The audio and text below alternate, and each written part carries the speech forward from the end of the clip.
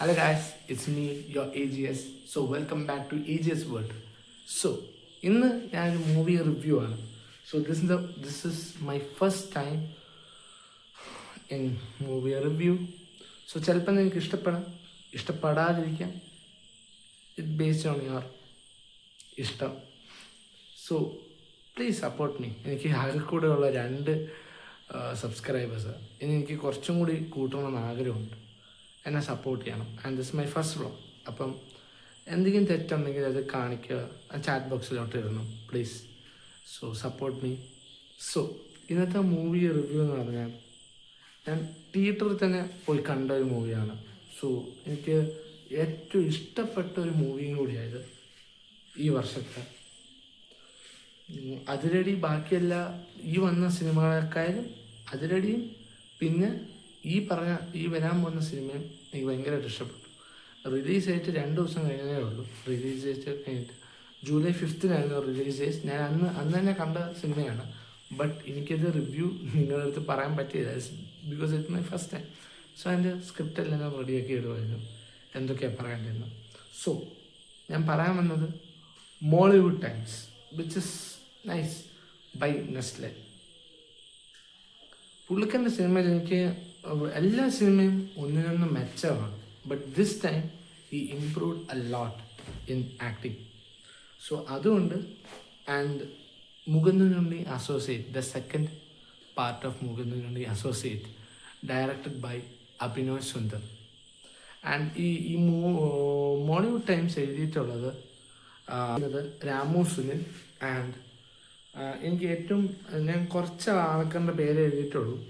So റൈറ്ററായിട്ടുള്ള Ramu Sunil. And music composition പുള്ളിക്കാരൻ എനിക്ക് സത്യം പറഞ്ഞാൽ തിയേറ്ററിൽ തന്നെ എനിക്ക് ഏറ്റവും ഇഷ്ടപ്പെട്ടൊരു മ്യൂസിക് പോലെയാണ്. ആ തിയേറ്റർ എക്സ്പീരിയൻസ് കൊണ്ടുവന്നത് പുള്ളിക്കാരൻ്റെ മ്യൂസിക് ത്രൂ ആണ്. കുറേ റാപ്പും അതുപോലെ കുറേ മോട്ടിവേഷൻ ടൈപ്പ് ഓഫ് മ്യൂസിക്സും ഉണ്ടായിരുന്നു. അപ്പോൾ അത് പറയാതിരിക്കാൻ പറ്റില്ല, അടിപൊളിയായിരുന്നത് ബൈ ജാക്സൺ ബിജോയ്. ആൻഡ് ഒന്നുമില്ല ഇതിനകത്ത്.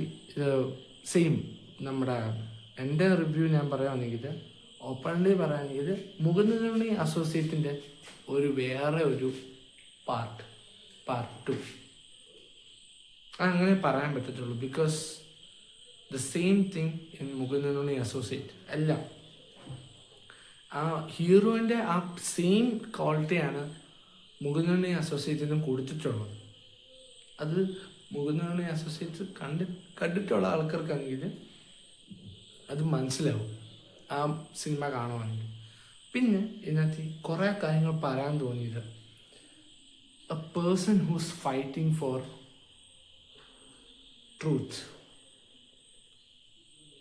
ഇതിനകത്ത് വലിയ നമ്മൾ കണ്ട ബ്ലാസ്റ്റ് പോലെ ഇടിയടി തൊഴി അതൊന്നുമില്ല. സ്വന്തം കഴിവിക്കൂടിയാണ് ഫൈറ്റ് ചെയ്ത് കാണിക്കുന്നത്. നിങ്ങൾക്ക് എന്ത് വേണമെങ്കിലും കാണിച്ചോ, പക്ഷെ ഇനിയും ഞാൻ എൻ്റെ കഴിവ് ഞാൻ കാണിക്കൂ എന്നുള്ള ഒരു ഭാവനയാണ്. അത് പറയാതിരിക്കാൻ പറ്റില്ല. ഈ മൂവിക്കകത്ത് ഏറ്റവും ബെസ്റ്റ് ക്വാളിറ്റി ഞാൻ കണ്ടുപിടിച്ചത്.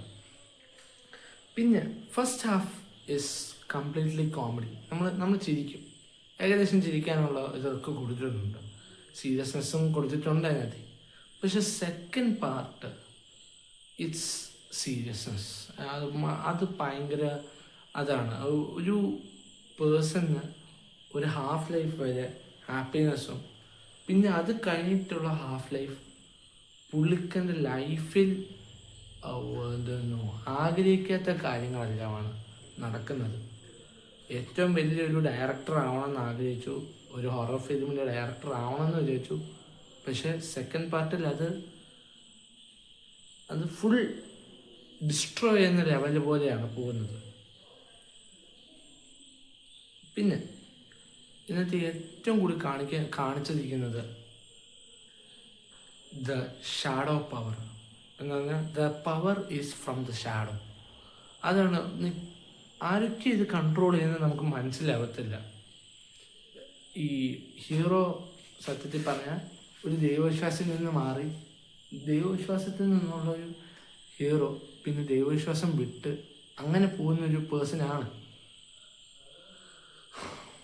ഇതിനകത്ത് കുറേ പേര് വില്ലനായിട്ട് വരുന്നുണ്ട് കേട്ടോ. അങ്ങനെ അങ്ങ് ഒരു വില്ലനും ഒരു ഹീറോ തമ്മിലുള്ള ഒരു ഫൈറ്റല്ല, ഒരുപാട് വില്ലന്മാരുണ്ട് ഇതിനകത്ത്. പക്ഷേ each character in this movie, each character plays a very good role.